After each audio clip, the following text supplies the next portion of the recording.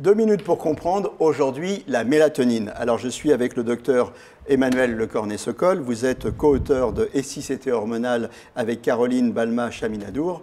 La mélatonine, qu'est-ce que c'est? C'est une hormone?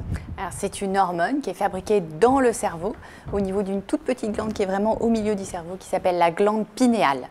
Et alors à quoi ça sert? La mélatonine, elle va permettre de réguler notre sommeil. Lorsque vous vous exposez la journée à la lumière du jour, votre corps il va commencer à mettre en route un système de fabrication de mélatonine.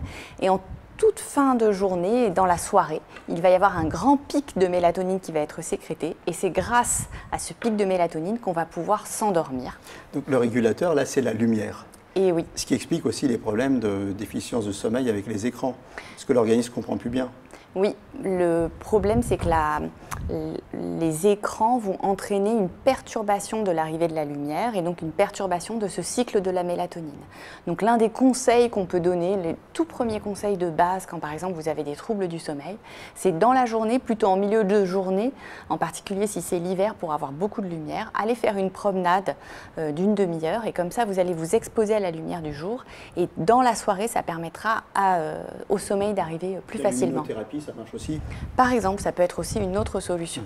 Alors, la mélatonine, il y a des médicaments qui utilisent la mélatonine, par exemple pour le jet lag, tout ça, ça fonctionne? On arrive à leurrer un peu l'organisme avec ça ou pas? Oui, c'est la première utilisation historique, c'était effectivement pour vous réguler, c'est-à-dire que quand vous rentriez chez vous et que c'était l'heure de vous endormir alors que vous aviez été ailleurs 8 heures plus tôt, hop, vous preniez votre petite mélatonine, vous vous endormiez et tout allait bien. Mais aujourd'hui aussi, on l'utilise comme médicament naturel chez les patients qui ont des troubles du sommeil. Ça se trouve en pharmacie, il faut bien demander conseil à son pharmacien pour le dosage surtout. Voilà, bonne nuit.